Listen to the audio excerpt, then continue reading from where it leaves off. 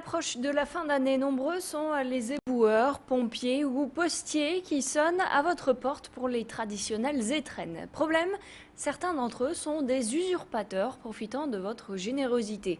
Le problème est récurrent, alors à Marquette, on a pris les devants. La mairie a décidé de publier le nom des agents d'Estera sur le site internet de la ville. Parallèlement, un prospectus sera distribué dans les boîtes aux lettres avant le passage des vrais agents. Ainsi, vous pouvez vérifier l'identité de ceux qui se présentent à vous. Une habitante de Marquette, Christine, a néanmoins été victime de faux éboueurs le mois dernier. Elle témoigne. Ils étaient à deux, il y en avait un qui était habillé comme avec Estera avec le gilet jaune. Moi j'ai pas eu ce monsieur-là, donc j'ai eu un autre monsieur habillé simple en ville. Je lui ai demandé sa carte Estera, il m'a montré sa carte Estera. Et il m'a dit que les trois poubelles étaient regroupées, la verte, la rouge et puis la grise. C'est quoi votre sentiment aujourd'hui ? De l'injustice, parce que franchement se faire rouler pour une histoire de poubelle, c'est ridicule. Parce que tout le monde donne, on a besoin de leur service, et puis là, automatiquement, on va finir par se méfier du porte-à-porte, déjà. Elle avait vu une façade peinte en rouge et jaune à Naples, alors cette commerçante d'Armentières a voulu faire pareil. Problème, les couleurs ne sont pas conformes au code du plan local d'urbanisme. Le Café des Fleurs de Ginette Balanguien devra-t-il retrouver des couleurs plus sobres? L'affaire est en cours. La sexagénaire a reçu un procès verbal de la mairie. Elle peut garder le rouge, mais devra en revanche changer le jaune vif en un jaune plus pâle. Frédéric Regnault a rencontré le maire d'Armentières pour un petit rappel de la loi en ce qui concerne les couleurs.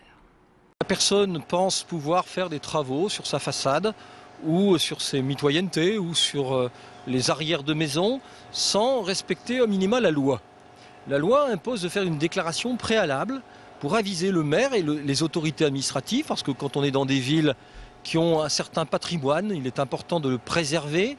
Et en l'occurrence, ici, la ville d'Armentières a à minima un certain nombre de monuments historiques, de plans de protection des façades et du patrimoine.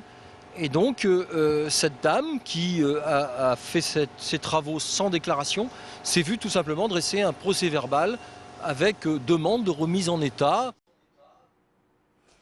À quelques jours de la prochaine journée d'action contre la réforme des retraites qui sera, je le rappelle, le 6 novembre, la CGT poursuit ses actions de mobilisation. Ce matin, les militants du syndicat sont à Emmerin. Ils bloquent depuis 5h30 le dépôt de bennes à ordures. D'autres actions sont prévues dans les jours à venir. À Lincelles, le syndicat Force ouvrière a décidé d'attaquer au tribunal de grande instance de Lille la direction de SCA. Motif, défaut de consultation et d'information des délégués FO. Le syndicat estime avoir été lésé dans la négociation sur le plan de sauvegarde de l'emploi fin septembre, un plan conclu avec l'intersyndicale CGT, CFDT, CGC. À l'issue d'une réunion qui a duré 2h30 hier après-midi, l'État et la LMCU sont tombés d'accord sur l'hébergement provisoire d'urgence des gens du voyage. Vous avez pu écouter hier le ministre Marc-Philippe Daubresse à ce sujet. La LMCU, par la voix de Michel-François Delannoy, a tenu une conférence de presse dans la soirée. L'État est par exemple d'accord pour la création de 6 villages d'insertion en plus, soit 10 au total dans la métropole seulement. Il choisit de financer ce dispositif en redéployant le budget qu'il alloue aujourd'hui à l'hébergement de ces personnes dans des hôtels, soit 600 000 € et 120 personnes. Une mise au point qu'a donc fait le vice-président hier par rapport aux propos du ministre Daubresse. Il y a les propositions que la communauté urbaine a travaillées, fait aujourd'hui, rencontre donc le représentant de l'État, c'est le préfet, et ensuite on voit effectivement comment ces propositions sont ensuite reprises par le gouvernement ou ses représentants. Donc là, il y a une volonté manifeste de M. Daubresse d'exister à tout prix. Donc moi, je ne l'ai pas rencontré sur le sujet. Cette conférence de presse est organisée à la va-vite pour essayer de nous couper de l'herbe sous le pied, comme on dit. Enfin, tout ça, c'est une manière mais tellement petite de faire de la politique que je crois que ça ne mérite même pas qu'on y passe plus de temps. Du sport et 20 000 licenciés en moins Dans les clubs de football de la région à la rentrée, la Coupe du Monde a fait des dégâts dans les clubs au détriment d'autres sports comme la natation, le judo ou de l'athlétisme.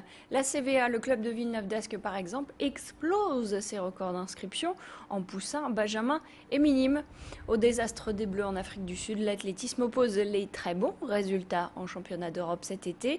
Les enfants veulent donc faire de l'athlétisme comme Christophe Lemaître, à tel point que la CVA doit refuser des inscriptions tous les jours. Frédéric Regnault a rencontré quelques-uns de ces nouveaux licenciés sur le bord de la piste.